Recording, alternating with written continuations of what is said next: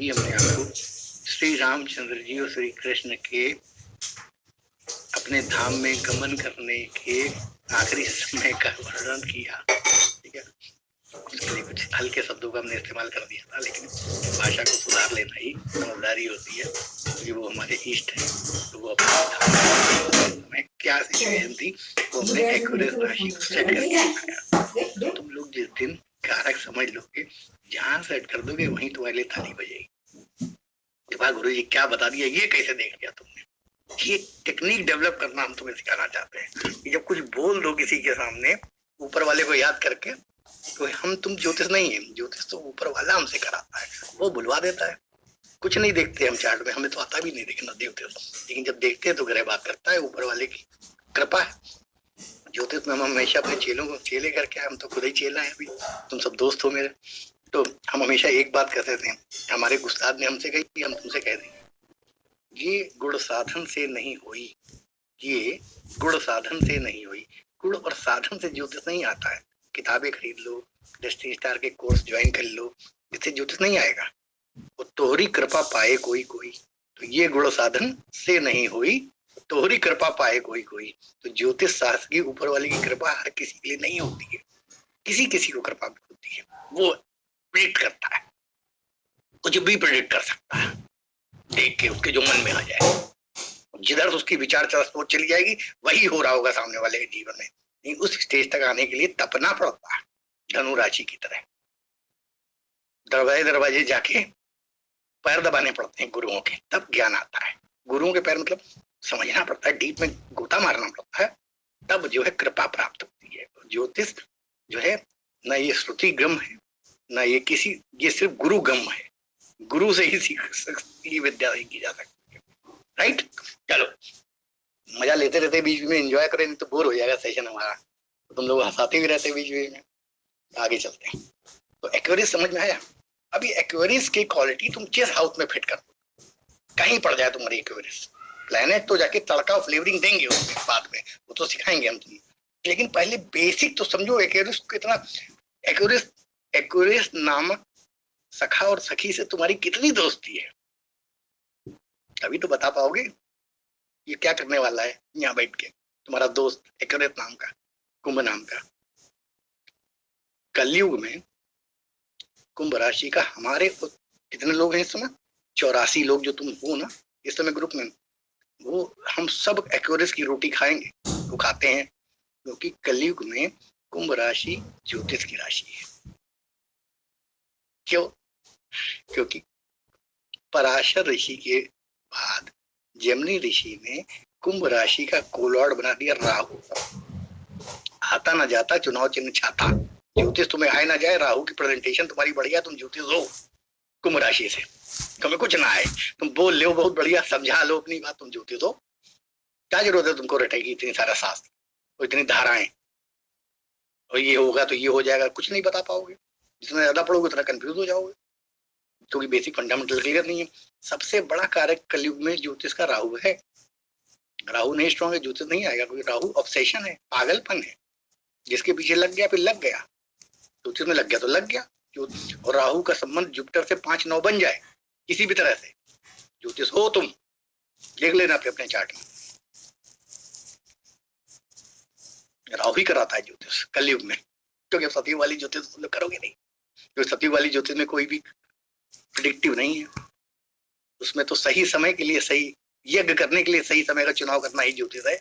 तो तुम बता रहे हो कि गाड़ी कब आएगी, करोड़पति कब बनोगे, ये कहा कि तो कलयुग के ज्योतिष है, तो राहु कराएगा ये सब तुम्हें।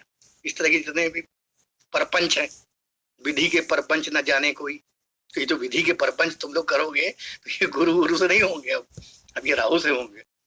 राहु से ही करते हो, समझते चलो, इस काम आएगा तुम लोग आगे। मीन राशि ड्वेल साइन, लिबरेशन की राशि, अंत की राशि, किसी भी अंजाम को अंत तक पहुंचाना। जहां मीन राशि पहुंच जाएगी उस सिग्निफिकेटर को तुम अंजाम तक पहुंचाओगे, तो अंत है, मोक्ष है, लिबरेशन है, फॉरेन है, एसोलेशन है, पागलखाना है, जेल है, असाइलम है, गुरु से अकेले में जाके मंत्र दीक्षा लेने का घर है, रिकवरी, मेडिसिन, जेल जाना, आइसोलेट होना, समाज से दूर होना, चिकन पॉक्स हो गई, कमरे में पड़े हुए हो, 12th हाउस एक्टिवेटेड, फ्रैक्चर हो गया, 3 महीने समाज से मिल नहीं पाए, टांग टूटी हुई है, कमरे में पड़े हो, 12th हाउस एक्टिवेटेड, आइसोलेशन, पागल खाने में भर्ती हो गए, दुनिया में मिल ही नहीं पा रहे हो, अपने जैसे पागलों के बीच में बैठे हो, आइसोलेशन। तो फिर ज्योतिष भी इसी से आएगा, आइसोलेशन। बैठे हैं हम लोग 84 लोग रात में 11 बजे तक बेवकूफी में सीख रहे हैं एक दूसरे से, आइसोलेशन। पता लगा बीवी उधर है, बच्चे उधर है, कुछ कोई दूध मांग रहा है, कोई खाना मांग रहा है, पहले पढ़ ले, बहुत बढ़िया पढ़ा रहे, जिज्ञासा महाराज मजा आ रहा पूरा, चलता होता एक्टिवेटेड हम सब इस समय है। ठीक है, तो पैर, मीना कुमारी की पिक्चर देखी थी, तुम्हारे पैर बहुत खूब सुंदर हैं, जमीन पर मत रखना मैले हो जाएंगे। मीन राशि, पैर, Venus is exalted in mean राशि, मीना कुमारी के पैर सुंदर यानी कि एक्सॉल्टेड वीनस, मीन राशि पैर, फीट, कुंती के पैर बड़े सुंदर थे महाभारत में, एक्सॉल्टेड वीनस। जिसका भी एक्सॉल्टेड वीनस हो देख लो उसके पंजे कितने सुंदर होंगे, तुम में से बहुतों का होगा। प्रेडिक्शन है, स्नैपशॉट लगा दो, फेल नहीं होगा कभी भी, कहीं भी लगा देना, क्योंकि वीनस एक्सॉल्ट होता है, किसी का वीनस मीन का है, तलवे पैर सुंदर होंगे। विचार करो, कारक जोड़ना सीखो, कारक जोड़ लो, कुछ भी बता दो, हम यहाँ बैठ के बता सकते हैं ज्यादा हो जाएगा, घमंड हो जाएगा, उस पर नहीं जाएंगे, लेकिन सीखो, बता लोगे। ठीक, आगे चलते हैं। होली है, क्यों? क्योंकि यहाँ पे मृत्यु होती है, जन्म होता है, नया रास्ता मिलता है, गुरु की राशि है, तो होली प्लेसेस हैं। ठीक है, पहाड़ों में जहाँ पे धार्मिक सेंचुरीज होती हैं, मॉनेस्ट्रीज होती हैं, आश्रम होते हैं, ये सब प्लेसेस मीन राशि में आते हैं। होलीनेस, ठीक है, पॉयसनेस, साल्वेशन, नोबल, रिलीजियस, ये सारे भी मीन राशि के कारतत्व हैं। जुपिटर का घर है, मैंने बता ही दिया, बैंक ऑफ होली रिवर्स बता दिया, टैंक्स बता दिए, पिलग्रिमेज प्लेसेस बता दिए। ठीक है, हरिद्वार, ओरिजिन ऑफ गंगा, ये सब मीन राशि के अंतर्गत आएगा। राइट, तो ये एक मैंने, देखो ये सिर्फ मैंने टोटल राशियों का 5% तुम्हें बताया है, 95% की यात्रा तुम्हें भी करनी बाकी है। हम एक बेस्ट बुक अभी शास्त्री भैया अपलोड कर देंगे, उसको भी पढ़ लेना, क्योंकि हम तुम्हें सिर्फ एक सोच का नजरिया तुम्हारे अंदर पैदा कर रहे हैं, जज्बा कि कैसे तुम्हें कनेक्ट करना है चीजों, क्योंकि हमने तुझे 5-5, 6-6 चीजें बताई हैं, और कम से कम 1000 चीजें मिनिमम होंगी तो लाखों। ठीक है, लेकिन कम से कम 100-150 तो जानो, तो उसके लिए बढ़िया सी बुक अभी भेज देंगे, ध्यान, वो बुक पढ़ नहीं पाओगे, समझ नहीं पाओगे, लेकिन धीरे धीरे प्रैक्टिस करना, फिर जहाँ फंसना तुमसे पूछना, हम बता देंगे कैसे पढ़ना है। ठीक है, उसको पढ़ना है। तो ये एक चंद सिग्निफिकेटर थे ज़ोडिएक साइन के। अब हम तुमको प्लैनेट के सिग्निफिकेटर बता रहे हैं, प्लीज नोटेड कर लो, नोट कर लो इसको। ठीक है, तो सबसे पहले सन के सिग्निफिकेटर तुम्हें बता, प्लैनेट के कल लेने को चलेगा क्या? रात हो गई है, वो 11 बज गए। ठीक है, तो क्वेश्चन ले लेते हैं, क्वेश्चन ले लो कुछ। क्या सर? क्वेश्चन ले कुछ, क्वेश्चन ले लीजिए, कोई तकलीफ नहीं। और आपको कारकस की बुक भेजना है ना? अभी सिग्निफिकेटर ऑफ राशि पे क्वेश्चन पूछना, ठीक है, उससे रिलेटेड कौन सी बुक भेजना है? वो कारकस वाली ना? कारकस, प्लीज आपके ग्रुप में भेज दो, मैंने हिंदी और इंग्लिश वाला, हिंदी वाले को थोड़ा देख लेना प्रॉपर्ली आप लोग, इंग्लिश वाला जब ये लोग पढ़ लेंगे और नहीं समझ पाएंगे तो हम एक दिन 15 मिनट में उसको एक्सप्लेन भी कर देंगे कैसे पढ़ना है। ठीक है सर, चालू रखिए।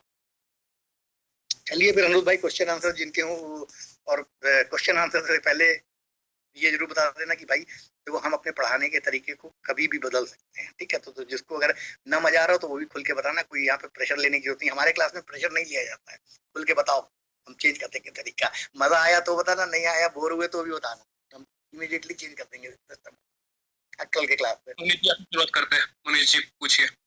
हाँ जी sir, good evening Guru ji. Very good evening dear. Sir मुझे ये पूछना था, आर्ट एंड म्यूजिक के लिए सर वीनस को देखेंगे या मरकरी को देखेंगे? मेरे बच्चे इतना ही काफी है हमारे लिए, हम तुम्हें शुरू जो करते हैं कथा, म्यूजिक, सा रे गा मा, चंद्रमा की लहरें, चंद्रमा आ गया, वीनस जो है अनकंडीशनल लव है, एक आंख से देखेगा, ब्यूटिफिकेशन है, अब इसको और ब्यूटीफाई करना, अलग अलग इसमें राग जोड़ना, और मरकरी स्पीच है, बोलने का तरीका है, तो कहीं ना कहीं तीनों मिल जाए बहुत अच्छी बात। अब बहुत बढ़िया तुम गाना गा लेते हो, जंगल में मोर नाचा किसने देखा, गांव में तुमने इंडियन आइडल तक तुम पहुंच ही नहीं पाए, जंगल में अपने गांव में गा गा के रह गए भजन। तो इसका मतलब सूर पार्टिसिपेट नहीं कर रहा है। इसी कॉम्बिनेशन में सूर का पार्टिसिपेशन आ जाए, सूर देख ले, सूर संबंध बना ले, तो तुम्हारा नेम फेम प्रेस्टीज पूरे ऑरा में फैल जाएगा दुनिया में। तो गाना तुम बहुत अच्छा गाते हो, पेंटर एक से एक पड़े गाँव में, दिवाले पोत रहे हैं, एम एफ हुसैन जो है फेमस हो गए। तो एम एफ हुसैन के वीनस और मरकरी या चंद्रमा पे सूर का फेमस होने का कॉम्बिनेशन होगा। वो बेचारा जो गरीब पेंटर उनसे बढ़िया कर लेता है, लेकिन वो खाली दीवारें ही पोत रहा घर की 300 रुपए दिहाड़ी पे, उसका सूर साथ नहीं दे रहा है। समझ में आई? ड्रामा के लिए भी सर ये म्यूजिक ही देखते हैं, ड्रामा ड्रामा ड्रामा जो है पर्सनालिटी को चेंज करने की बात है। तुम कैरेक्टर में ढल रहे हो, एक नए कैरेक्टर में बहुरूपियापन कर रहे हो। राहु अमृत बट रहा था, मोहिनी ने अमृत बांटा, उसने कहा तुम्हारी ऐसी की तैसी, हम अभी मेकअप बदल के देवता बन के बैठ जा रहे तुम्हारी लाइन में, अमृत पी लेंगे। Okay change of hero heroine अलग अलग किरदार करते हैं ना, कभी Yes, अंधे बन जाते हैं, कभी डॉन बन जाते हैं, तो मेकअप करते हैं, तो मेकअप करके बदलना राहु का खेल है। ओके वीनस का भी रोल होगा इसमें? मालव योग जो है हेमा मालिनी के है, ट्विंकल खन्ना के, अक्षय कुमार के है। मालव योग यानी वीनस से बनने वाला पंच महापुरुष योग, वीनस का मेन रोल है। वीनस ब्यूटिफिकेशन का कारक है, love lust passion event management. Mercury का नहीं होगा सर? मरकरी का कम्युनिकेशन में, मरकरी का क्यों होगा? शत्रुघ्न सिन्हा को तुम 4 बनने का डायलॉग दे दो, वो 2-5 मिनट में रट लेता था, उसको कभी स्क्रिप्ट दोबारा नहीं पढ़ी शत्रुघ्न सिन्हा ने। मरकरी बहुत स्ट्रांग है उसको, 2 बनने का। वो बाकी लोग प्रैक्टिस करते थे डायलॉग की, वो कभी प्रैक्टिस नहीं करता था, एक बार वो पढ़ता था, एक बार में टेक देता था। मरकरी स्पीच डायलेक्ट जानी राजकुमार, ठीक है, डायलॉग डिलीवरी है जो अलग अलग स्टाइल है। तो मरकरी जो है मिमिक्री आर्टिस्ट है। जितने जॉनी लीवर, जितने comedian, stand up comedian, they all are seen from the Mercury. IFS officer, foreign language, दुभाषिया, कन्वर्टर, लैंग्वेज बदलना, कई लैंग्वेज, नरसिम्हा राव की तरह 7-8 लैंग्वेज जानना, पीवी पुराने प्रधानमंत्री, उनका मरकरी बहुत स्ट्रांग है। ओके मरकरी जो है स्पीच का कारक है बीच का ठीक और युवा है। हीरो हीरोइन को युवा, आप शाहरुख खान इतनी उम्र में भी, सलमान खान आज भी दिखते हैं तो 30-35-40 के ही हैं, तो ये Yes. युवा। अब अखिलेश यादव हमारे यूपी के पुराने चीफ मिनिस्टर हैं, नाक देख लो, मरकरी लग्न में है, लंबी नाक होगी, आदमी उम्र से कम नजर आएगा। मरकरी की पहचान है, मरकरी वीनस लग्न में बैठ जाए, मंगल बैठ जाए, आदमी 50 साल का हो 35 का नजर आएगा। स्नैपशॉट प्रेडिक्शन है, सीख लो। मरकरी क्योंकि युवा है, प्रिंस है, तो बुढ़ापे में भी वो प्रिंस नजर आ रहा है चेहरे से, लग्न में बैठा हुआ है। ओके ठीक है। प्रेडिक्शन तो देखो कैसे कारक से जोड़ते हैं तुम्हें, कारक से प्रेडिक्शन जोड़ना सीखो ना। सर स्कॉर्पियो में एक ठीक है सर, बोलो नहीं बोलो स्कॉर्पियो एक सर यस सर, एक ना स्कॉर्पियो में अगर केतु हो तो सर इससे भी मंत्र, जैसे आप कह रहे थे कि हम बोल तो दें स्कॉर्पियो में केतु में, लेकिन तुम लोग जिन जिन के होगा वो सब सदमे में आ जाओगे। देखो स्कॉर्पियो में अगर केतु होगा, कहीं अष्टम हाउस से भी संबंध बना लेगा। मौत के 3 दिन बाद जब बॉडी से दुर्गंध आएगी, तब पड़ो दुनिया जाने की मर गए। सर फिफ्थ हाउस में परवीन बाबू देखो चलो 5th हाउस में बता दें, स्कॉर्पियो राशि 5th हाउस में पड़ी, ठीक है, और केतु बैठ गया। तो पहली चीज तो ये समझो कि ये संतति के लिए बहुत बढ़िया नहीं है, चाइल्ड के लिए ये तो अबॉर्टिव टेंडेंसी है। मंगल जो है ऊर्जा का कारक है, ब्लीडिंग हो जाएगी अगर फीमेल का चार्ट हुआ 7वें 8वें महीने में, पहली बात। दूसरी बात, अब लेकिन अभी नहीं, अभी कहानी पूरी नहीं हुई है, तो नेगेटिव प्रोटेक्शन कर दिया, पॉजिटिव प्रोटेक्शन भी तो ले लो। ये सर पॉजिटिव मंत्र शक्ति का हाउस है, ये तो स्पिरिचुअल जर्नी है। 5th हाउस तुम्हारी क्रिएटिविटी है, तुम योगा में बहुत बढ़िया कर सकते हो, तुम कुंडलनी साधन, क्योंकि केतु सांप की पूंछ है, वो पंचम हाउस में बैठा है, पंचम मंत्र शक्ति का हाउस है, मंत्र से तुम अपनी कुंडलनी जागरण कर सकते हो। तो हमेशा निगेटिव पे हो जाओ, पचातो वास्तु वास्तु वास्तु मंगल का डोमेन है वास्तु, क्योंकि भूमि का काम है मंगल, मंगल भूमि पुत्र है, और वहां पे केतु बैठ के इंटरनल जर्नी करा रहा है। केतु जो है सेल्फ रियलाइजेशन है, तो ऐसे आदमी को वास्तु कहीं सीखना नहीं पड़ेगा, सपने में उसको नजर आएगा कि यार ये डायरेक्शन ऐसे ठीक हो जाता है। गुड, क्योंकि इंट्यूटिव है ना, केतु बहुत इंट्यूटिव प्लेनेट है, मोस्ट इंट्यूटिव प्लेनेट है चंद्रमा और केतु। चंद्रमा बहुत इंट्यूटिव है, केतु बहुत इंट्यूटिव है। केतु क्योंकि सेल्फ रियलाइज करता है ना, इंटरनल अंदर की जर्नी करता है ना, तो तुम वास्तु अगर कर रहे हो तो तुम बहुत डीप में चले जाओगे वास्तु में। लेकिन सर केतु वो उससे अलग नहीं करेगा, जैसे केतु अलगाव करता है, तो ऐसा कुछ नहीं होगा कि वो कोई उससे भी दूर जाए? कॉम्बिनेशन अलगाव दोनों चीजें कर सकता है, लेकिन ये तो तुमको ऊपर वाले ने फ्री विल दी है ना कि तुम उस ऊर्जा को किस तरह अपने लिए इस्तेमाल करोगे। तुमको हमने एक चाकू दे दी, चाकू तो ऊर्जा है ना। अब चाकू से तुम चाहे ऑपरेशन कर लो, चाहे किसी का पेट फाड़ के उसके पैसे नोच लो, छीन लो, एनर्जी तो है। अब तुम्हारे पास फ्री विल है, तुम्हारे पास समझ, इसीलिए तो भाई तुलसी बाबा क्या कह गए हैं, बाबा ने यही तो कहा, परम भाग मानव तन पावा। तुम मानव तन में पैदा हुए हो ना, तो तुम ही तो एक कर्म योनि हो, बाकी सब तो भोग योनि है। तो कर्म के साथ साथ तुम्हारे अकल भी तो दी है कि तुम उसका इस्तेमाल कैसे करो। ज्योतिष इसलिए थोड़ा सीखा जाता है कि प्रिडिक्शन करे, ज्योतिष इसलिए सीखा जाता है कि जो ऊर्जा मेरे चार्ट में, उसको हम पॉजिटिव तरीके से कैसे इस्तेमाल करें। निगेटिव तो है लेकिन हम इसको positive, right right sir, right. और एक तरह अगर लिब्रा में हो तो भी ऐसा ही अलगाव तो नहीं होगा? लिब्रा में क्या हो, लिब्रा में क्या हो ये तो बताओ। केतु, केतु ही सेलिब्रेसी, सेलिब्रेशन। शादी नहीं होगी जल्द, और सेल्स के लिए ठीक रहेगा वो? व्यापार टूट जाएगा, व्यापार पार्टनर भाग जाएगा, अच्छा, पार्टनरशिप दिक्कत आएगी। अब किस हाउस में पड़ा है, उस हाउस में इसको सेट करेंगे तब और अच्छा रिजल्ट बता पाएंगे।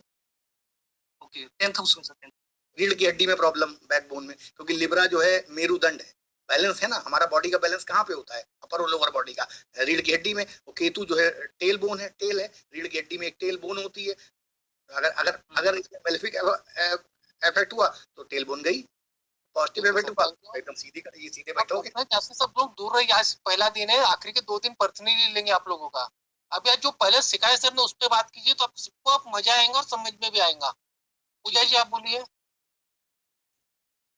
सर मेरे को सिंह राशि के बारे में पूछना है कि इट्स अ बैरन साइन, तो अगर वीनस यहाँ पर है तो क्या वो उस बैरन साइन को, क्योंकि उन्हें मृत संजीवनी आता था, तो उस बैरन साइन को फर्टाइल करेंगे, या फिर उनके क्योंकि एंटी है दोनों, तो फर्दर उसको समझ गया। पहली बात समझो, सूर्य का घर है सिंह राशि जी, तो सिंह राशि जो है लेस संतति की राशि है, उसका स्पर्म काउंट कम हो जाएगा उस इंसान का, या ओवरी में एग प्रोडक्शन रेगुलर नहीं होगा, पहली बात। अब अगर सूर्य देख लेगा तो 100% हो जाएगा, जला देगा स्पर्म को। अगर सूर्य नहीं देख रहा है अपने घर को, संबंध नहीं बना रहा है, तो फिर भी थोड़ी बचत। लेकिन एक बात समझो बिटिया, वीनस के साथ सूर्य हमेशा आगे पीछे रहता है, रेयरली केस में कभी कभार आगे पीछे, वरना नॉर्मली तुम्हें साथ में ही मिलेगा, तो एक चांस बढ़ जाएगा यहाँ पे। लेकिन हाँ, वीनस अब इसके, अब ये तो एक एक्सपेक्ट हो गया, एक प्लेनेट से तुमने हमको सिर्फ एक ही प्लेनेट दिया ना, बाकी और प्लेनेट तो दिए नहीं। लेकिन फिर भी अगर वीनस का सिंह राशि से डॉक्टरी कॉम्बिनेशन बनाना है, तो और अगर प्लेनेट सपोर्ट करेंगे तो सरकारी विभाग में डॉक्टर गायनोलॉजिस्ट भी हो सकती है, लड़की या लड़का। लड़का तो गायनोलॉजिस्ट कम ही होता है, तो कोई और उसी से मिलती जुलती चिकित्सा करेगा। और वीनस मैनेजमेंट का भी कारक है, तो गवर्नमेंट का मैनेजमेंट, बड़ी कंपनी का सीईओ मैनेजमेंट, उस तरह का जॉब भी हो सकता है, पॉलिटिकल साइंस का टीचर भी हो सकता है, वीनस से मैनेजमेंट पढ़ाना पड़ेगा। तो तो अब शनि वनी बाकी सारे कॉम्बिनेशन देख के बताया जा सकता है, लेकिन समझने के लिए हमने तुम्हें एक अंडरस्टैंडिंग दे दी यहाँ पे, राइट? म्यूट हो गई, चलो अनुज नेक्स्ट ले लो फिर। जी वैभव जी अनम्यूट करें। हेलो, नमस्कार जी, नमस्कार। नमस्ते सर। सर जैसे आपने बोला कि एरीज रॉक है, फॉर्म है, हिल है, तो उसको मूवेबल साइन क्यों बोलते हैं? अगर हिल है तो इट्स रिजिड, वो मूव नहीं हो सकता।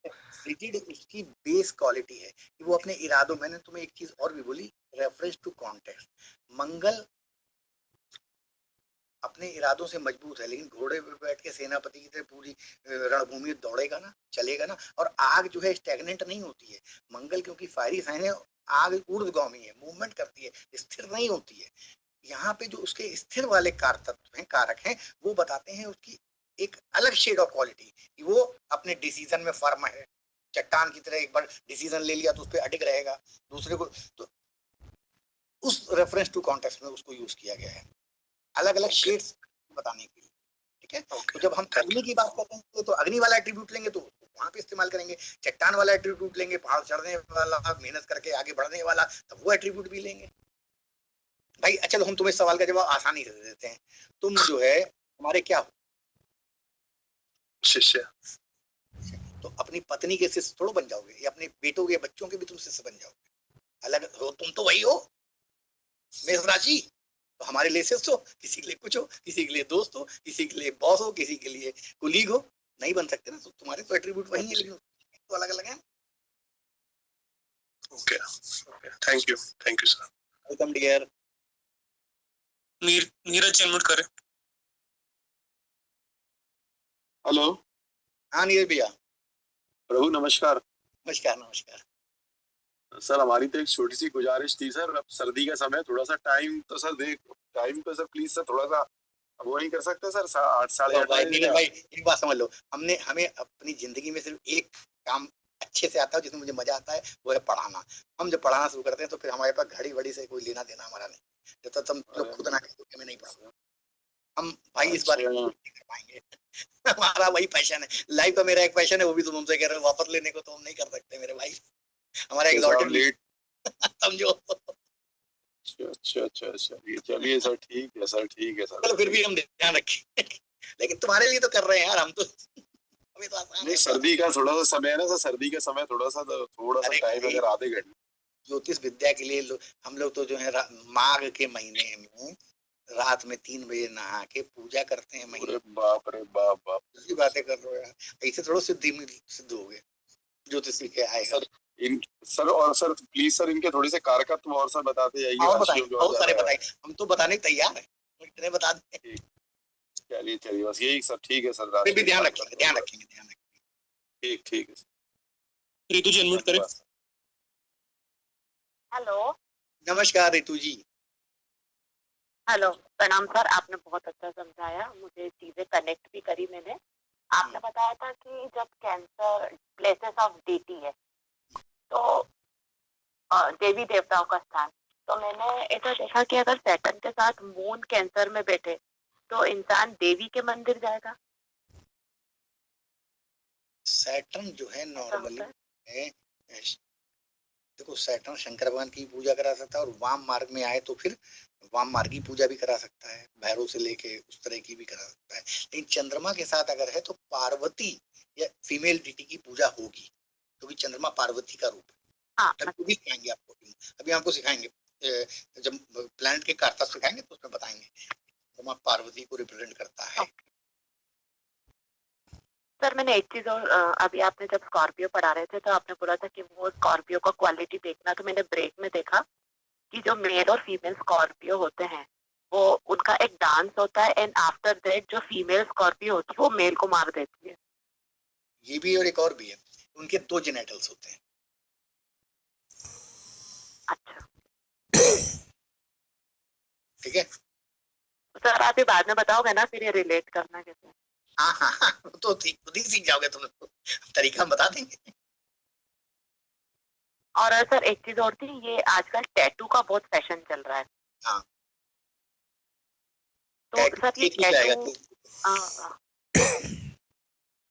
मतलब अगर कोई इंसान टैटू बनवाता है अपनी बॉडी पे तो क्या वो केतु की एनर्जी को इनिशिएट करता है?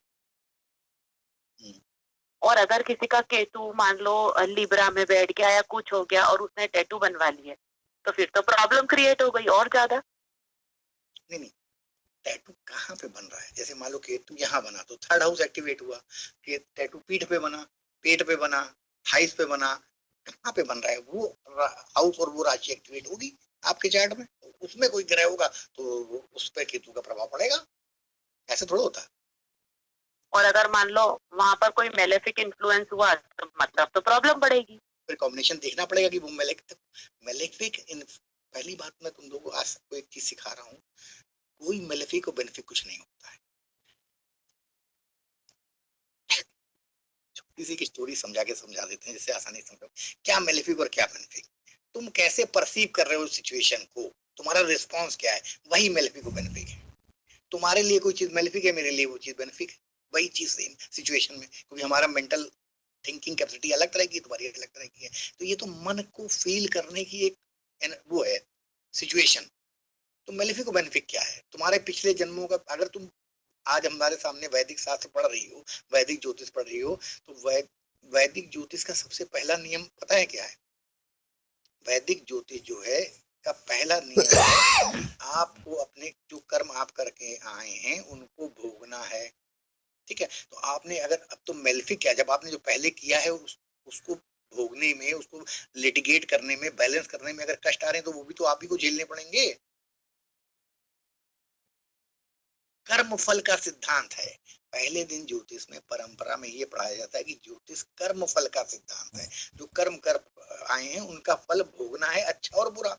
रेमेडी तो हम लोग इसलिए बता देते हैं कि उस कर्म को भोगने में जो तुम्हें कष्ट हो रहा है उसकी वाइब्रेशन से तुम थोड़ा बच जाओ, थोड़ा कोप अप कर लो, थोड़ा रिदम में आ जाओ तो तुमको कम फील हो वो कष्ट। तो रेमेडी जो है किसी चीज को दूर करने की थोड़ा की जाती है, रेमेडी तो सिर्फ तुमको मजबूत करने की जाती है कि तुम झेल लो उतना। क्योंकि हमको भी पता होता है देखते ही यार कि 3 साल कुछ नहीं हो सकता है, और तुम 3 साल में तो है करने लगोगे, तो हम लोग तुमको रेमेडी की टॉफी दे देते हैं, जा बेटा, तो तुम्हारे अंदर कॉन्फिडेंस आ जाता है, हाँ गुरुजी ने रेमेडी दे दी, अब मेरा सब बढ़िया हो जाएगा। तो उसमें 6 महीने और पार हो जाते हैं, 6 महीने बाद आते फिर एक रेमेडी की टॉफी दे देते हैं, तो फिर तीसरे कोई 2-3 साल गुजर जाते हैं तो अपने आप समय सही आ जाता है। ठीक है, ये असलियत जो कोई तुम्हें बताएगा नहीं लेकिन सुन लो। तो सर मतलब ये इन ऑल अगर जनरल देखा जाए, जो लोग एस्ट्रोलॉजी है सब पढ़ रहे, तो ये टैटू वगैरह में इतना मतलब नहीं जाना चाहिए ना, जैसे आज की नहीं नहीं बनवा लो, बड़े बड़े लोगों ने टैटू बनवा ले, टैटू में क्या फर्क पड़ रहा है? होता है अब जैसे मान लो कि अब चलो तुम्हें समझाते हैं। मान लो 3rd हाउस में कोई पर्टिकुलर प्लेनेट बैठाने से तुम्हारी 5 करोड़ की लॉटरी बन लग रही है। पर्टिकुलर प्लेनेट मान लो तुम्हें गुरु अगर तुम्हारा 3rd हाउस में बैठ जाए तो तुमको 10 करोड़ की लॉटरी मिल जाएगी। तो तुम अपने कंधे में जो है गुरु की फिगर यानी कि तुम बाबा बनवा लो, तुम जो है दत्तात्रेय बनवा लो, तुम विष्णु भगवान बनवा लो, तुम बरगद का पेड़ बनवा लो, तुम केले का पेड़ बनवा लो, तुम हल्दी की गांठ बनवा लो, तो तुमका 10 करोड़ मिल जाएगी। तो टैटू कहाँ खराब है? तुमने गुरु का टैटू बनवा लिया 3rd हाउस में, कंधे पे अपने, यहाँ पे ये 3rd हाउस जहाँ बता रहा है, कोई दिक्कत है? जैसे मान लो तुमको 1st हाउस में मरकरी को बैठाने से फायदा हो रहा है, तो नाक में तुमने कील पहन ली, छल रिंग, नोज रिंग, तुम्हारा मरकरी स्थापित हो गया। तो ये तो ऐसा थोड़ा कुछ है, ये तो तुम कैसे उसका इलाज, रेमेडी एक बहुत विशेष सब्जेक्ट है, कभी सिखाने का मौका मिला तो सिखाएंगे कि रेमेडी पढ़ी लिखी सब भूल जाओ, सब किताबें बंद करके रख दो, हम तुमको रेमेडी बनाना सिखा देंगे, किसी की भी तुम चार्ट देखोगे तुमको रेमेडी बना दो उसकी, वही काम करेगी बढ़िया। रटी रटाई रेमेडी तो प्लेसेबो इफेक्ट देती हैं, हम तुमको रेमेडी असली में क्या चीज स्थापित करनी है, क्या चीज वहां से हटानी, वो सिखा देंगे, वही स्थापित कर दो उठा के वो चीज वहां पे, अगर वहां से फायदा हो रहा है। इतनी ज्योतिष तुम्हें आ गई है कि किसी चीज को कहाँ पे रख देने से हाउस में तुम्हें फायदा होगा, ये अगर तुम्हें जानती हो तो तुम उस ग्रह के कारतल वहां पे सेट कर दो। सोना बैठा दो वहां पे, अगर जुपिटर को बैठाना तो जुपिटर की धातु सोना है तो सोना यहाँ बांध लो, बाजू बंद पहन लो सोने का, हो गया जुपिटर स्थापित 3rd हाउस में। तो ये तो तुम्हारा समय के साथ साथ डेवलप होगी ना ये सारी चीजें, कारक जब जानोगी। अब हमने क्या बोला, जुपिटर का कारक जो है सोना है। अब मान लो तुमको चंद्रमा बैठाना है कहीं पे, तो मोती या सिल्वर की चीज उस अब पायल पैर में, अब मान लो तुमको चंद्रमा जो है मीन राशि में बैठाना है, उससे तुम्हें फायदा हो रहा है विदेश जाने का, तो तुम क्या करो, सिंपली अंगूठे में चांदी पहन लो पैर के, या पायल पहन लो या कड़ा पहन लो चांदी का। तो तुम क्या कर रही हो, तुम मीन राशि में चंद्रमा स्थापित कर रही हो या कर रहे हो, उससे अगर तुम्हें विदेश जाने का कॉम्बिनेशन खुलता है बिल्कुल धारणा कर लो। तो तुम्हें दुनिया से रेमेडी पूछने गए हो, ज्योतिष तुम जान गए तो रेमेडी खुद अपनी भाई हम गलत कह रहे हैं। सर नमस्कार। नमस्कार sir, first of all thank you for your great session.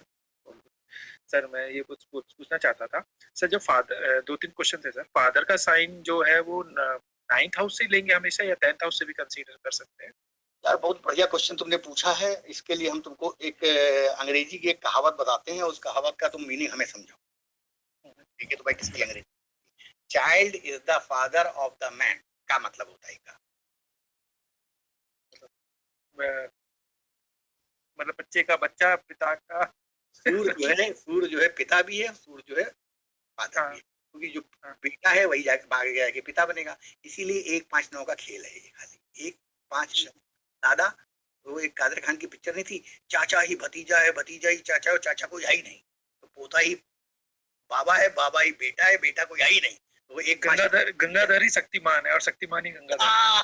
तो ये वही 1 5 9 है। तो जब घुमाओगे भाई हमारा बच्चा पंचम, हमारे हम नवम, तो हमारे बाबा कहाँ से आएंगे? तो पिता के पिता, वही जो बच्चा है, वही जो हमारा बच्चा है, वही लेकिन सर क्या है ना, पहले अगर पुराने के क्लासिक्स में जाए तो नॉर्थ इंडियन एस्ट्रोलॉजर थे, वो 10th हाउस कंसीडर हमेशा 10th तुमने तो जो है बहुत बढ़िया सवाल पूछ दिया, लेकिन ये बताता है कुमार सत्यम की एक गजल है, तुम्हारा लहजा बता रहा है तुम्हारी दौलत नई नई है।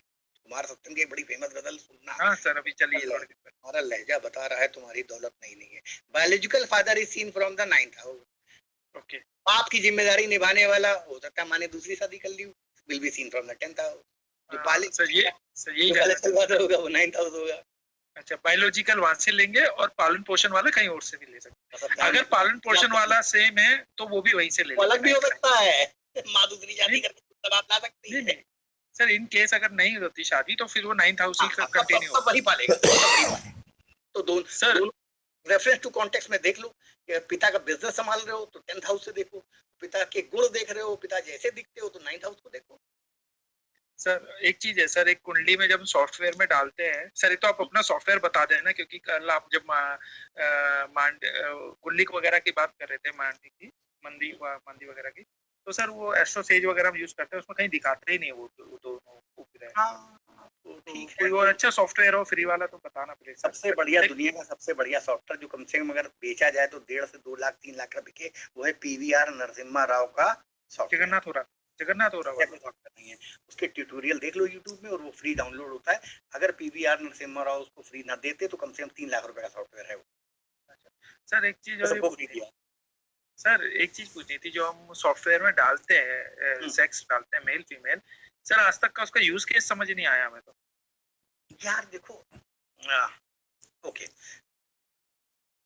इसमें सॉरी सर वो सवाल ये एक अच्छा क्वेश्चन है, और अगर हमें इसका जवाब नहीं भी सूझेगा तो हम विचार करके बताएंगे, कोई हम ऐसे इंसाइक्लोपीडिया थोड़ा है, लेकिन हमारा जो अपनी व्यक्तिगत राय है वो इसमें देखो यार, एक समझो ज्योतिष शास्त्र जो है वैदिक है, हिंदुस्तान हमारी सनातन भूमि का है, और सनातन भूमि चाहते ना चाहते हुए भी मैन डोमिनेटिंग है। यहाँ पे स्त्रियां पहले पिता के भाइयों के उसमें, फिर पति के उसमें, फिर बेटों के उसमें रही इन्फ्लुएंस में।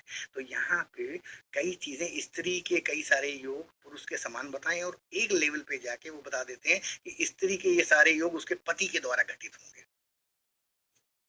क्लासिक को ध्यान से पढ़ोगे तो ये सब चीजें नजर आएंगी। अब समय बदल गया है, लेकिन ज्योतिष शास्त्र जो सबसे पहला मंत्र है वो है ज्योतिष देश काल और पात्र के हिसाब से जो है गणना की जाए। मेल फीमेल कई सारे ऐसी चीजें हैं जो मेल नहीं कर सकती हैं, और कई सारी चीजें ऐसी हैं जो फीमेल नहीं कर सकती। अब एक जो है कॉम्बिनेशन है जिसमें गर्भ जो है 3 बार गिरेगा, तो पुरुष की कुंडली में थोड़ा गर्भ 3 बार गिर जाएगा।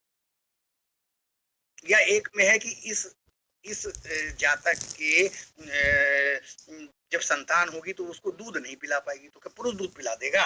वो योग कैसे आएगा फिर पुरुष की कुंडली में? ठीक है, तो कई सारी चीजें ऐसी होती हैं जो सर, जैसे मान लो विषकन्या योग है, सतविषा रविवार का जन्म शनि इस पोजीशन में, तो विषकन्या योग होगा। बहुत सारे रेखा के था, सोनिया गांधी के, मेनका गांधी के, तो पुरुष के में थोड़ा हो जाएगा विषकन्या, ये पति आते मर जाए, कितनी भी शादी में शादी है एक के बाद एक टिके ना, और तो बहुत सारी चीजें जो समय के साथ सीखोगे। सर एक चीज पूछनी थी, आपने एक्चुअली शुक्र को अनकंडीशनल बोला था, बट शुक्र अनकंडीशनल लव, लेकिन सर मतलब मैं क्या बोलूं, ऑफलाइन ही शायद मैं बात करना चाहूंगा। नहीं तुम ऑफलाइन करो, तुम खुल के बात करो, हम समझा दे रहे हैं मेरे बच्चे। नहीं मतलब हमें भी बताया गया था कि चंद्रमा अनकंडीशनल है और सन शुक्र कंडीशनल है। मेरी बात that is the point actually. देखो हम अपने पॉइंट को वैलिड लॉजिक देते हैं, तुम अगर मेरा लॉजिक काट दो तो ठीक है, और नहीं काटो तो फिर तुम मेरी बात को एक्सेप्ट करो, मैं समझा देता हूँ। शुक्राचार्य एक बात बताओ, एक आंख से देखने का क्या मतलब होता है? सबको एक दृष्टि से देखना। अब याद रखना अपनी बात, पीछे ना हटना अपनी बात से। मैं सबको एक दृष्टि से देखता हूँ, मेरे लिए अमीर गरीब सब बराबर है, मेरे लिए मेरे सारे स्टूडेंट बराबर है। तुम एक आंख से देख रहे हैं ना। 9 ग्रहों में से कौन सा ऐसा प्लेनेट था जिसकी एक आंख थी? शुक्र की। अनकंडीशनल लव था, वो 2 आंखों से भेद नहीं करता था, वो अनकंडीशनल। मीरा और राधा एग्जाम्पल है एक्सॉल्टेड शुक्र का, अनकंडीशनल लव था कृष्ण के प्रति। ठीक है, शुक्र अनकंडीशनल लव है, कोई सर कंडीशन नहीं। सर और कलर्स आपने मीन के और काफी एक दो राशि के छूट गए, तो आप लिस्ट दे सकते हो क्या हमको यहाँ हाँ बताने हाँ, के वो लिए? पीडीएफ हम बनवा देंगे, बातें दे देंगे, नहीं तो लेकिन हम देखो अगर कुछ छूट जाता है तो सर्च करो, ढूंढो, उससे और चीजें भी ढूंढने को मिलेंगी और चीजें भी समझ में आएंगी, ठीक है। बाकी तो तो सर आपसे शेयर भी कर सकते हैं ना, जो अगर हमें मिले हाँ, अभी कि ये ग्रुप सही बन है। गया, इस ग्रुप में मैसेज डाल देना, हम कर देंगे। ठीक, थैंक यू सर। चंद्रमा को अनकंडीशनल लव क्यों बोला, पहले समझ लो। चंद्रमा का प्यार माँ जैसे माँ माँ और अनकंडीशनल लव बेटे, देती है ना। शुक्र तो पूरी कम्युनिटी को देखता है, सभी को मृत्यु से जीव नहीं, सभी को बराबर, क्योंकि उसके साथ अत्याचार हुआ था ना शुक्र के सर साथ। एक लॉजिक ये दिया गया था कि जब आपकी शादी होती है ना, तो कंडीशनल रहती है काफी सारी चीजें, कि अब बंदा अच्छा है कि नहीं है।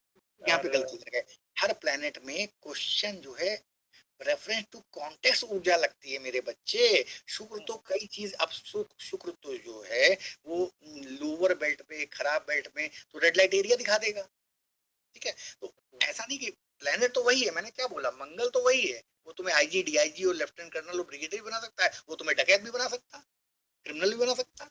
तो ऊर्जा तो वीनस की है, लेकिन वो चार्ट में किस तरह की बैठी है, क्या प्रभाव ले रही है, कौन से ग्रहों के साथ ग्रुपिंग कर रही है, उस सब पे डिपेंड करता है।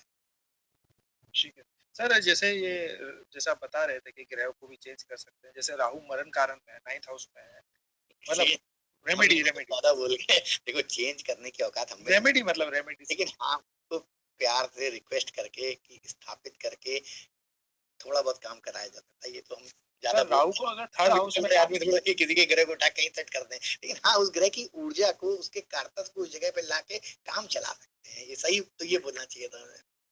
हाँ हाँ सर, वही मतलब एनर्जी एक्सचेंज सर। तो जो राहु की 9th हाउस में मरण कारण होता है, उसको 9th हाउस में नहीं है राहु, तो एक पर्टिकुलर राशि की पर्टिकुलर डिग्री में मरण कारण होगा ना सर। तो 9th हाउस पड़ रही है, हाउस वाइफ की डिग्री तुम ले रहे हो। हाँ चलो फिर आगे बताओ, करना क्या चाहते हो। नहीं, अगर उसको थर्ड में लाना हो, उल्टा करना हो तो राहु और केतु के इधर उधर करना है। हाँ, तुम पहले ये तो समझ लो कि इसमें तुम पूरी तरह सेटिस्फाइड हो कि इसको करने के बाद कोई नुकसान तो नहीं होगा। ओके, समझ गया। मान लो तुमने जोश में आके कर दिया हुआ और उल्टा नुकसान हो गया तो, और एक बाकी ग्रह भी देखने पड़ेंगे। एक ही बॉडी, राहु केतु तो एक ही बॉडी के पार्ट हैं, तो इंटरनली कहीं ना कहीं दोनों में एक दूसरे की ऊर्जा तो समाहित होती है, तरीका अलग है मैनिफेस्टेशन का उनका, ठीक है। थर्ड में राहु तुम इसलिए लाना चाहते हो कि थर्ड में राहु कारक होता है, 3 6 10 11 में राहु बढ़िया बिहेव करता है, तो यहाँ पे अच्छा हो जाएगा तुम्हारे लिए, बेटर है किसी के लिए भी, जिसके लिए भी तुम पूछ रहे हो। तो थर्ड हाउस में अगर राहु को लाना चाहते हो तो कैसे ला सकते हो। राहु के कारक क्या क्या है, राहु का जो सबसे बड़ा कारक है वो भैरव, तो लाल चंदन की लकड़ी अपनी यहाँ बांध लो, जवादू जिसको बोलते, जवादू जो होता है लाल चंदन होता है ना, तो लाल चंदन की लकड़ी ले आओ कहीं से, उसको बांध लो यहाँ पे। सर जैसे आपने बताया था, ये बुध जो पेरेंट साइन होते हैं 3 5 6, तो सर इसमें जब अगर सपोज करो बुध जाता है सिंह राशि में जाएगा, या उसमें अपने खुद के घर में रहता है, तो सर क्या जो बुध का होता है आइडियाज, न्यू थिंग्स एक्सपीरियंस करना, शैतानी करना, तो वो क्या कम हो जाएंगी उसकी जो बुध तो भी नपुंसक ग्रह है, बुध और शनि नपुंसक ग्रह ही, समाओ कहेंगे पे केतु को भी बोला जाता है। तो अब बुध जो है अनप्रोडक्टिव है, अनप्रोडक्टिव का मतलब नहीं है बुध इंटीमेट करता है, दूसरों को कॉपी कर लेता है, ऐसा नहीं कि बुध नपुंसकता का मतलब वो अपना वो जो ज्ञान लेगा कॉपी से, किताब से, इंटेलेक्ट से डेवलप करेगा और उसी को आगे बढ़ाएगा, ठीक है। तो अपना नया कुछ खोज भी, तो इन हाउसेस में कुछ अच्छा नहीं कर पाता, लेकिन उसमें उच्च का भी माना जाता है। ये जनरल नहीं, स्पेसिफिक है बिल्कुल कि किस रेफरेंस टू कॉन्टेक्स्ट में ये चीज चल रही है संतान के लिए। फिर बुध किन किन घरों का मालिक है, पूरा तो सब कुछ बिगाड़ देगा।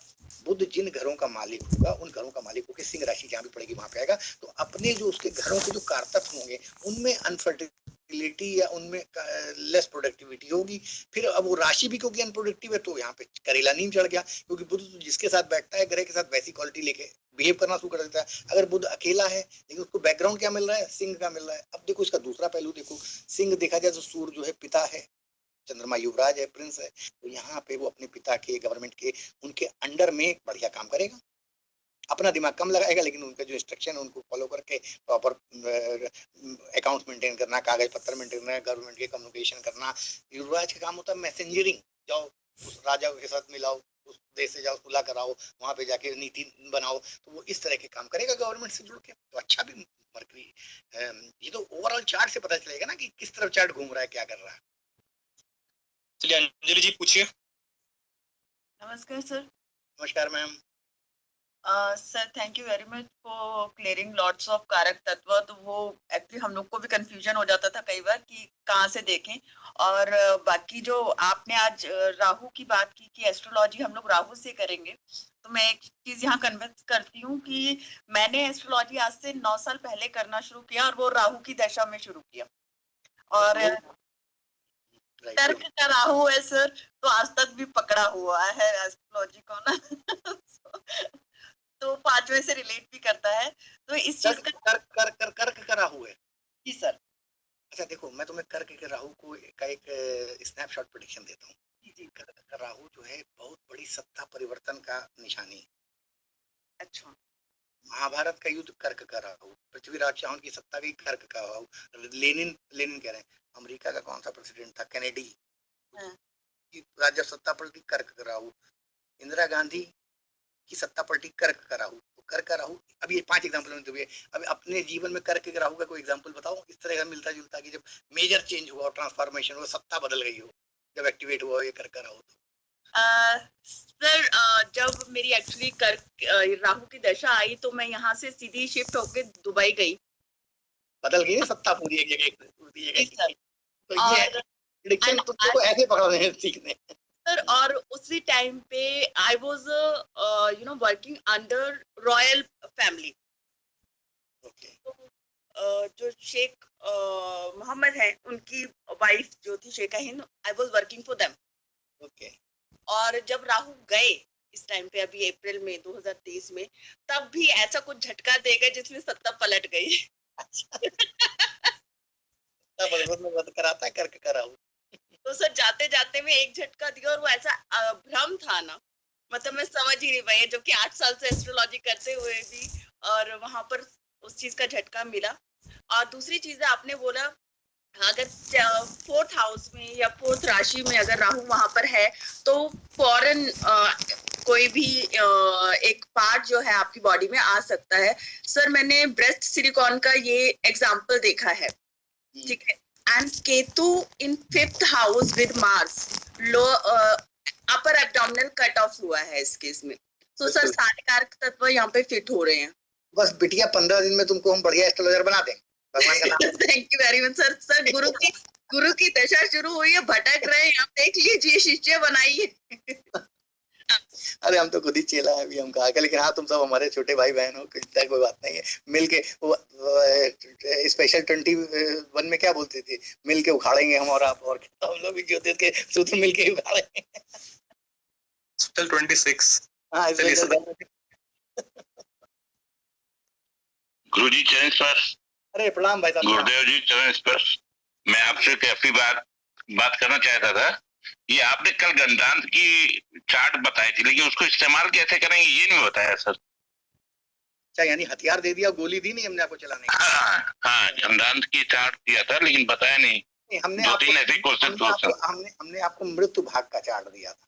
गंडांत तो मतलब होता है कि 2 राशियों की संधि में के नियर अबाउट अगर कोई ग्रह आ जाए तो गंडांत में आ जाता है। जैसे मृत्यु भाग हम आपको मृत्यु भाग यूज करना सिखाते हैं।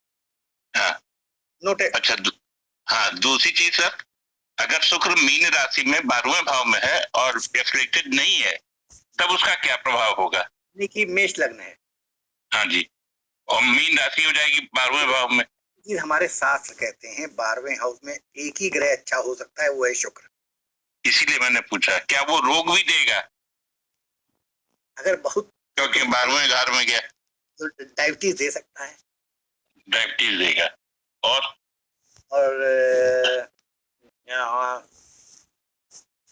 अब देखना ये पड़ेगा उस पर कितने पापी ग्रहों की, कौन कौन से पापी ग्रह की दृष्टि है। वरना पैसे के मामले में तो, बाकी सब चीजों के मामले में तो ठीक है, सैया सुख के मामले में ठीक है, लेकिन अब अगर उस पर पाप ग्रहों की दृष्टि, जो ग्रह जैसे मान लीजिए राहु दृष्टि जाएगा तो मति भ्रम हो जाएगा। मान लो शनि दृष्टि डालेगा तो हड्डियों से रिलेटेड प्रॉब्लम होगी, वात रोगी हो सकता है। तो ये तो कॉम्बिनेशन देखना पड़ेगा ना कि वीनस किनके साथ मिलके क्या कर रहा है। फिलहाल अगर अकेला वीनस है 12th हाउस में तो बड़ा रोग नहीं देगा। बड़ा रोग देने के लिए उसका अष्टम से कोई ना कोई कनेक्शन बनना चाहिए मंगल से। ठीक है, लाइलाज ये मेरा चार्ट नहीं है, लेकिन मैं जस्ट ऐसे पूछा सबके लिए। और अगर गुरु टेस्ट डालेगा, लाइलाज रोग जो है अष्टम से होते हैं, जो मरने के साथ जाते हैं। अष्टम अच्छा, से और गुरु लग जाएगा तो फिर वो मृत्यु के साथ ही जाएगा। अच्छा, गुरु का अगर होगा सर इफेक्ट, गुरु का इफेक्ट होगा तो जॉइंटिस, ओवरवेट होना, खराब होना, बीटा सेल कम हो जाना, ये सारी चीजें। शुक्र के साथ संबंध बनेगा तो 100% डायबिटीज। क्यों? क्योंकि ब्राह्मण लोगों को सबसे ज्यादा क्या पसंद होता है? मीठा। गुरु का टेस्ट क्या है? मीठा। तो गुरु एक्स्ट्रा मिठास से जो है डायबिटीज, वीनस और गुरु डायबिटीज दे देते हैं। वैसे मेरी उम्र 62 ईयर्स है। मैं 1982 से पहले से भी ये ज्योतिष कर रहा हूँ सर, ज्योतिष देख रहा हूँ, ज्योतिष का व्यापार नहीं किया। और मेरे को कुछ चीजें, ये कल आपने बताया था, जो मेरे शनि दूसरे भाव में है सर, धनु राशि का 8 नंबर की पत्री है, ठीक है सर, और 10 नंबर में गुरु है और 11 में केतु है। तो आपने कल बताया था कि जो है, जो पास में होते तो विशेष रहता है धर्म के, उसमें उसी से मैं प्रभावित, मैंने ही चेक, तो ये धर्म का रहेगा थोड़ा सा। अगर आप एक चीज जैसे ये बताइए, क्या आपके बाबा जी के पास लाइसेंसी हथियार था परिवार? बाबा जी जमींदार थे, लेकिन पिताजी बहुत बड़े, हम भी लखनऊ के रहने वाले सर, पिताजी बहुत बड़े धर्मचार्य में थे, जगत गुरु शंकराचार्य के साथ उपदेश भी देते थे। 9वें भाव में मेरा चंद्रमा है। अगर आप पत्री देखना चाहे तो हमें नंबर दे दे तो हम बताएं सर, कुछ मिले हम आपको नंबर अभी आप ले लीजिएगा और हमें कल भेजिएगा, फिर कल डिस्कशन करेंगे 10:30 से 12:30। नेक्स्ट प्रीति जी अनम्यूट करें।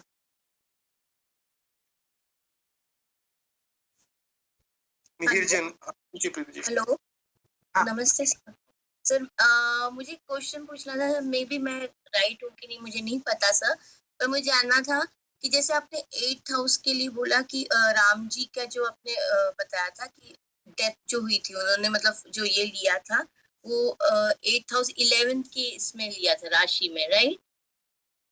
हेलो, हाँ, उनके 8th हाउस में कुंभ राशि पड़ी थी। हाँ, तो सर मुझे, मतलब मैं समझने की कोशिश करी थी सर, जैसे श्रीदेवी का हमने सुना था कि वो इसमें क्या बोलते शॉवर में उनका ये हो गया था, तो क्या हम वो उससे कनेक्ट कर सकते हैं या जो भी श्रीदेवी तो अश्लेषा नक्षत्र था, चंद्रमा पूरा चार्ट तो मुझे समय नहीं याद आ रहा है, लेकिन उसका हाँ सर मुझे वो नहीं पता, मैं जस्ट जो आपने बोला कि पानी के अंदर तो तुम्हें देखना चाहिए, लेकिन बाथरूम में अगर डेथ हुई थी तो शनि का भी रोल आ जाएगा वहाँ पे, जल। हाँ, और सर नहीं, मैं वो समझने की कोशिश करी थी, जैसे स्विमिंग पूल हुआ वो भी पानी के अंदर है, तो क्या इस चीज को हम समझ गया, तुम समझ गए, ठीक है, सही। बस वही जानना था। Thank you sir. ज्यादा ना बताओ ये सब बातें, इस टॉपिक पे ज्यादा नहीं काम बात करनी है। Thank you sir. Vandana ji unmute करें। राम राम। राम राम, प्रणाम। मैं पूछना चाहती थी कि जो ये आप कारक तत्व बता रहे हैं, इनकी आप पीडीएफ देंगे ना गुरुजी? इसकी पीडीएफ मिलेगी? शेयर किया हमने ग्रुप में, बुक शेयर किया है, वो आप चेक कर लीजिए जी। अच्छा, धन्यवाद गुरुजी। आपको कारक से कुछ बेटर अंडरस्टैंडिंग हुई, ज्योतिष में कुछ समझने में आसानी हुई पहले से? बहुत अंडरस्टैंडिंग हुई, और आपकी क्लास मैंने इसीलिए ज्वाइन की है क्योंकि मैं न्यूमरोलॉजी भी कर रही हूँ। तो सबसे बड़ी बात कारक तत्व को याद करना ही होता है गुरुजी, कि आपको कारक तत्व अगर याद रह गए तो आप उस 1 से 100 प्रेडिक्शन कर सकते हो, और उनको याद करने में बड़ी मेहनत भी लगती है। तो याद नहीं करने पड़ते हैं, ये तो दोस्ती कर लोगी तो सब ऑटोमेटिकली दिमाग में बैठ जाएंगे। तुमको अपनी सहेली के बारे में कुछ याद करना पड़ता है, तुम्हें पता है ना क्या खाती है, कौन सी चाट पसंद है, कौन से कपड़े, कौन सी परफ्यूम लगाती है, किस शेड की लिपस्टिक लगाती है, कौन से नंबर की सैंडल पहनती है। समय के साथ डेवलप होता है गुरुजी, मेरे 2-4 साल हो जाते हैं। डेवलप करो इन सबसे अपनी। धन्यवाद गुरुजी। वेलकम। हमने ग्रुप में शेयर किया बुक, जो जी का बेस्ट रिकमेंडेड बुक है। मिहिर जी अनम्यूट करें।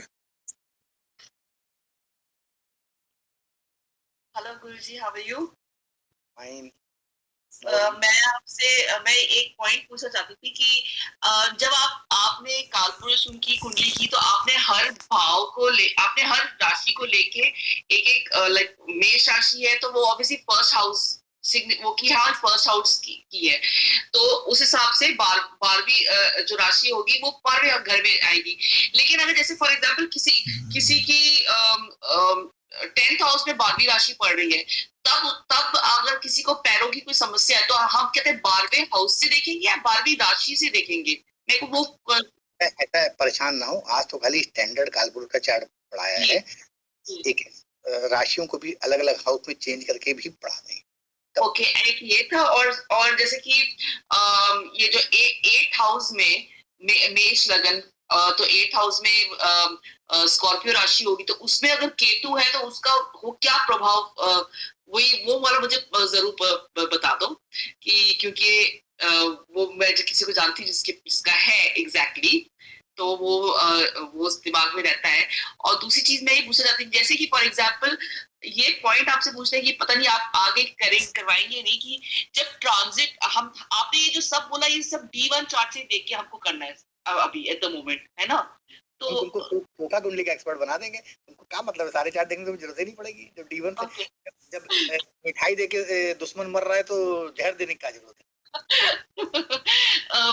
बट मुझे ये पूछा था, लेकिन ये जब ट्रांजिट हो रहा होता है तो उस हिसाब से हमको कहते हैं उनका प्रभाव ज्यादा होता है या D1 चार्ट में जो ओरिजिनल बैठा होता है उसका प्रभाव ज्यादा देखा जाता है? देखो बिटिया, ज्योतिष में 100% जो होता है वो PDT होता है। 33% P, 33% D और 33% T। P का मतलब होता है कुंडली प्रॉमिस करे, D का मतलब होता है दशा चले, और T का मतलब होता है ट्रांजिट हेल्प करे। तो जब PDT 33 तब आता है रिजल्ट, तब ये तीनों PDT से चलता है कुंडली का प्रेडिक्शन, ठीक है? और जब दशा चल रही होती है और जो मतलब कि फॉर एग्जाम्पल किसी की वीनस की महादशा चल रही है और मेष लगन का है वो, तो वीनस तो 2nd और 7th हाउस में वो तो मारक हमसे आप एक दो वर्ड बोला करो, फिर हमसे उतना कंक्लूजन ले लिया करो, फिर आगे चला करो। मेष लग्न में वीनस जो है नेचुरल मारक है, क्योंकि 2nd लॉर्ड है और 7th लॉर्ड है, तो उसकी आधी तो अब जिसकी वीनस में मंगल की दशा चल जाएगी, लग्नेश के साथ वीनस में मंगल बोला ना तुमने, मंगल में वीनस की महादशा चली ना उसकी, मेष लग्न वाले की, जो गायब भी हो गई, म्यूट हो गया। नेचुरल मारक है, दोनों मारक घरों का मालिक वीनस होके, तो उसका प्लेसमेंट और बाकी चीजों पे ही डिसाइड करना पड़ेगा कि अच्छा करेगा बुरा करेगा। लेकिन मेष लग्न वाले को परम मारक वीनस को एक आसान की स्टोरी समझ लो। सेनापति लड़ाई करने गया और जब तक वो लड़ाई के मैदान में तब तक जो है स्त्री से वो दूर रहता है, और 7th हाउस और 2nd हाउस उस चीज को रिप्रेजेंट करता है वीनस होने के नाते, तो सेनापति का बल खींच लीजिएगा, खत्म हो जाएगा, परम मारक हो जाएगा। हमारे वैदिक शास्त्र में शुक्राणुओं को यहाँ पे ओज बनाया जाता है, चढ़ा के नीचे नहीं गिराया जाता है। तो सेनापति मंगल को इस चीज पे कंट्रोल होना चाहिए, वरना स्त्री के सत्सर्ग में वो अपनी लड़ाई झगड़ा और दुश्मन को जीतने की जगह हरम में पड़ा रहेगा दिन भर। इसलिए नेचुरल मारक है वीनस मेष लग्न में। इसको और एक्सप्लेन करेंगे किसी दिन तुम लोग को, तब समझ में आएगा कि इसका मूलभूत ढांचा क्या है। हमारे हिंदू धर्म में सनातन में 7th हाउस पे कंट्रोल बताया गया ऋषि मुनियों, ओज बनाया जाता है, वो यहाँ पे चढ़ाया जाता है, तब ऑरा डेवलप होता है ब्रह्मचर्य रह के। तो मंगल को तो ये कई फिलॉसफी है, लेकिन आज चार्ट में कितना अवेकनिंग है, कॉन्शियस लेवल कितना होता है, उस हिसाब से सब प्रेडिक्शन करना है। जनरल पब्लिक को करने उसको इन सब चीजों में मतलब ही नहीं, तो आप उसको उस तरह से प्रेडिक्शन करना है। देखो चार्ट की वैल्यू क्या है, आदमी के अंदर जागरण हुआ है या नहीं हुआ है, तो क्या सोच रहा है, किस विचार से आया है आपके पास। तो वीनस के परम मारक होने के कई सारे कारक हैं, कई सारे रीजंस हैं, शास्त्र अनुरूप भी बताए गए हैं और साइंस के अकॉर्डिंग भी, ज्योतिष के अकॉर्डिंग भी, ठीक है।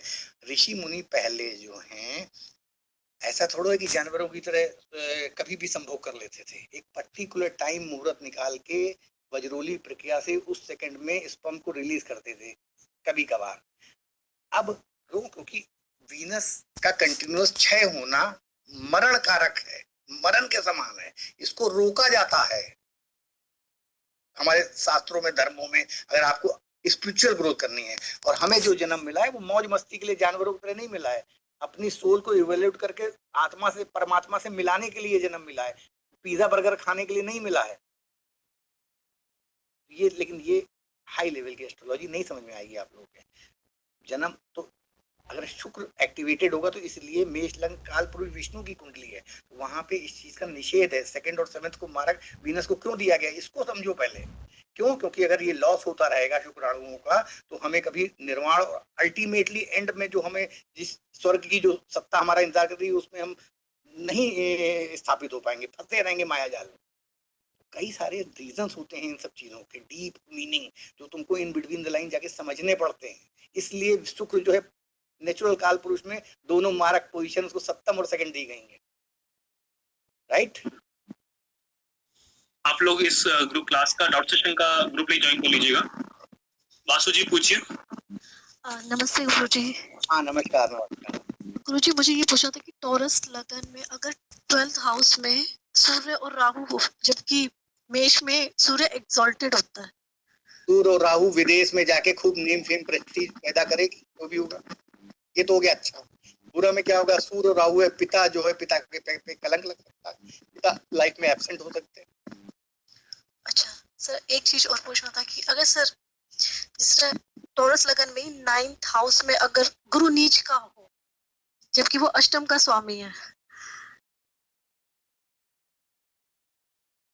टॉरस लगन में, वेस्ट लग्न में होता है, 11th का लॉर्ड होता है और 8th का लॉर्ड होता है। अब तुम बता रही हो 9th हाउस में बैठ गया। 9th हाउस में भले वहां पे नीच राशि पड़ रही हो, बेसमेंट में तो हमेशा धनु राशि रहेगी, तो अब उस पर मकर राशि पड़ गई। ऐसा आदमी जो है, तुम समझने की कोशिश करो। अगर वो व्यापार करेगा, सब कुछ लुटा देगा, पैसा आएगा नहीं, दूसरों की हेल्प करने की बेचारा उसका समय निकल जाएगा, तो वो कम देगी, कम नहीं करना। क्योंकि ऐसा आदमी जो है धर्म के लिए पैदा हुआ है, लेकिन उसको करना क्या पड़ रहा है? व्यापार। 10th हाउस का कर्मा, तो कोई कर्मा थोड़ा करता है, वो तो गाइड करता है, ठीक है। तो इसलिए मकर में वो रेगुलेटेड होता है। मकर जो है अर्थ एलिमेंट का साइन, अर्थव्यवस्था, फाइनेंशियल साइन है। गुरु को फाइनेंस से क्या मतलब? उसको तो ज्ञान पढ़ाना है। तो यहाँ पे धर्म में अब अगर ये बुरा हो, जिसको राहु की दृष्टि पड़ जाए, पाप, तो ये आदमी जो है धर्म की दुकान खोलेगा। ध्यान रखना जो हम बोल रहे हैं, राम रहीम बाबा बना देगा। एक सर अगर स्कॉर्पियो में मेष लगन में शनि बैठा हो तो सर? स्कॉर्पियो लग्न है, नहीं, मेष लगन में स्कॉर्पियो में शनि, स्कॉर्पियो में शनि बैठा हुआ, ये 2-3 चीज। वैसे तो 8th हाउस का कारक होता है शनि, ठीक है। वृश्चिक राशि अकल्ट की साइन है, शनि कर्मा है। कर्मा किससे जुड़ गया? अकल्ट से जुड़ गया, ट्रांसफॉर्मेशन से जुड़ गया, लाइफ आफ्टर रीबर्थ जुड़ गया, विचक्राफ्ट से जुड़ गया, अघोर से जुड़ गया, तंत्र से जुड़ गया, रिसर्च से जुड़ गया। अब बाकी सारे प्लेनेट और सब बताओ, तो अब देखिए क्या कर रहा है ये। डीप रिसर्च का तो हो गया मामला फिट सैटर्न के वहां आने से। चलिए नेक्स्ट श्वेता शर्मा जी पूछिए। सर प्रणाम। Sir the class was very, बहुत अच्छी क्लास थी, और किसी ने कहा कि टाइम का ख्याल रखें। नहीं, ख्याल नहीं रखना है सर, क्योंकि इतना अच्छा पढ़ाते हैं आप, ये ज्ञान हमेशा मिलता नहीं है। So please continue this. Thank you बिटिया, तुमने हमारा मनोबल बढ़ाया। गुड, बहुत अच्छा। आपकी क्लास मेस्मराइज करने वाली क्लास होती है, मतलब लगता है आप बोलते रहे, कोई बीच में प्रश्न भी ना करे, आपको रोके ही ना, इतना अच्छा पढ़ाते हैं आप। बहुत से सवालों के जवाब वैसे ही मिल जाएंगे हमें। चलो थैंक यू। बहुत सारे सवाल हैं, मुझे लगता है इससे सबकी हेल्प होगी, इसलिए प्लीज पेशेंटली सुनिए, जितनी देर तक हो प्लीज जवाब दीजिएगा। सर एक तो आप ये बताएं कि जगन्नाथ हो रहा हमें ठीक से देखना आता नहीं, मैंने डाउनलोड किया लेकिन उसमें आती चीजें समझ नहीं आती है, बहुत टाइम से किया हुआ है, तो क्या आप वो एक रुक जाओ, आराम से बतियाओ। करत करत अभ्यास से जड़मत हो सुजान, और रसरी आवत जात से सिल पर पड़त निशान। यूट्यूब पे वीडियो देख लो, 2-4-5 देख लो। जब किसी चीज में सर पे कपड़ा बांध के उतर जाओगी तो सीख ही जाओगी। हमको कौन सा ज्योतिष आता था? एस्ट्रोलॉजी का है, वो ज्योतिष से जा नहीं आता था, कूद पड़े ना कि अब यही सब कुछ है, तो सीख गए। तो ऐसे तुम भी सीख जाओगी। और बाकी उसके ट्यूटोरियल हैं, उसके यूट्यूब पे ट्यूटोरियल वीडियोस वो देख लो, और बाकी हाथ पैर उस पर चलाती हो, कुछ ना कुछ तो सामने आएगा ही। बाकी अगर कभी मौका लगा तो हम सिखा देंगे। आप ब्रीफली सर थोड़ा सा अगर होगा तो बता दीजिएगा, और अगर कोई ऐसा ट्यूटोरियल है आपको लगता है तो प्लीज आप शेयर कर दीजिएगा। नाथुरा की गुट्टी हम शेयर करते हैं। बुद्ध भी रेट्रो हो सकता है और क्या बोलते हैं राहु भी खराब हो सकता है कि उनको टेक्नोलॉजी जल्दी से समझ नहीं आती। हाँ और सर दशा महादशा कैसे देखते हैं ये बताएंगे आप आगे, मतलब इन द कोर्स? दशा महादशा का बिटिया